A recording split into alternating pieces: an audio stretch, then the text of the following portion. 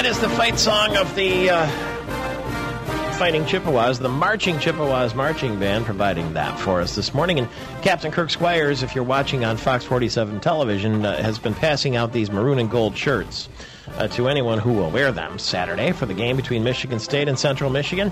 And on the back it says, "Who's your daddy?" And there's the CMU logo, and it's a reminder that the Chippewas have come into Spartan Stadium 3 times and beaten the Spartans. 1990, it was CMU 20-3. 1991, CMU 21, MSU 20. And then in 2009, who could forget, CMU 29, MSU 27. And then on the back, it says, "We're back." And they are back at noon on Saturday. And that'll be on the Spartan Sports Radio Network and ESPNU for a noon kickoff. And on the other end of our line right now, Justin Hoff is the host and sideline reporter for the CMU Sports Network. Good morning to you. Thank you, Michael. Thanks for having me, and I like those shirts.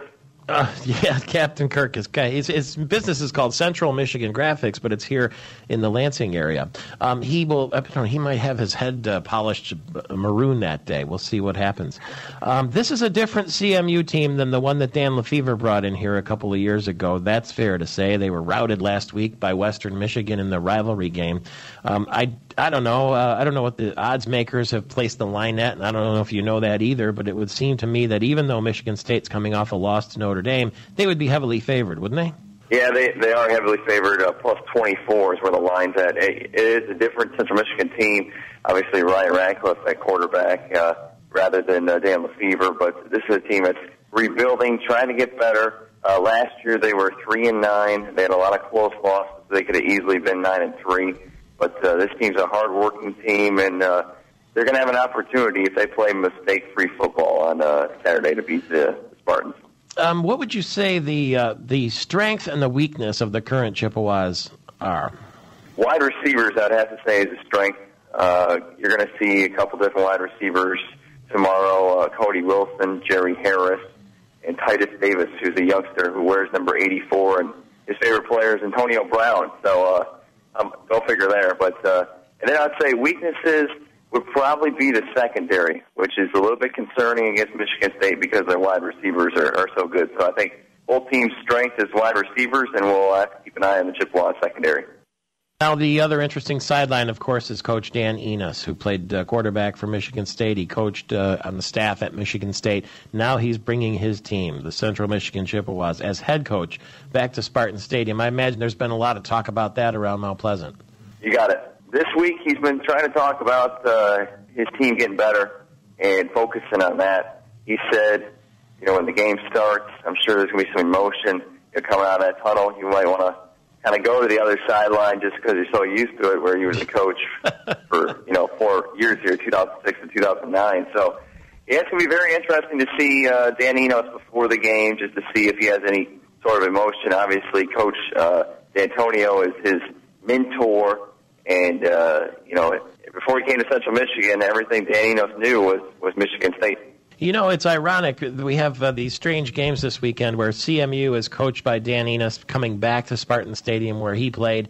And then in the Michigan game, they're playing San Diego State University, and that's where Brady Hoke, the Michigan coach, coached last before he came to Michigan. So I love these little sort of operatic sidelines, if you will, where you've got these stories behind the stories happening, and they make it fun and they make it interesting. Now, you're going to see a tailgate at Michigan State tomorrow that's probably going to start about 7 in the morning, all the way up until kickoff, and you're going to see an awful lot of maroon and gold. Now, obviously, that the East Lansing is Spartan country, but there are a lot of people who went to Central Michigan who still live here in the mid-Michigan area, and they will descend on that stadium, and believe it or not, as strange as it sounds, they will believe that they have a chance to win.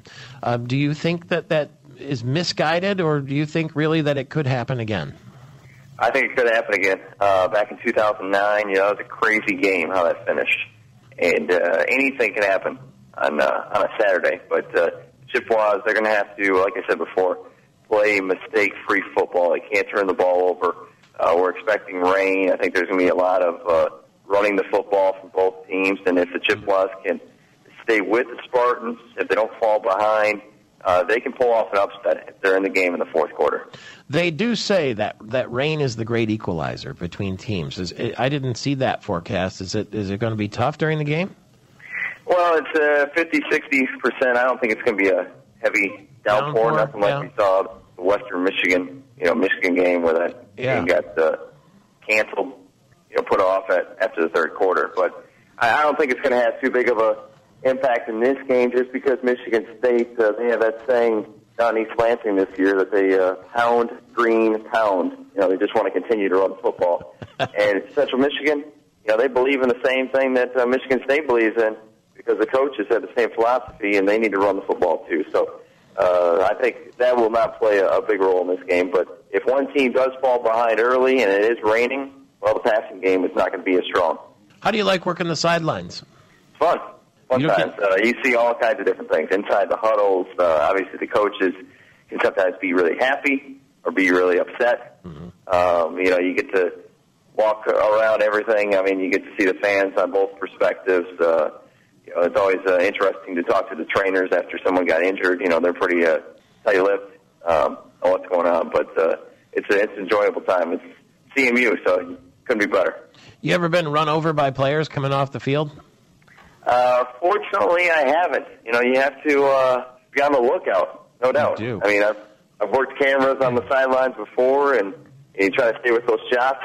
And on the sideline, being a reporter, just with a mic, it's a lot easier to get out of the way. But with a camera, it is difficult. And hey, sometimes you get hit, and you hope you don't get hit like Charlie Weiss did, though.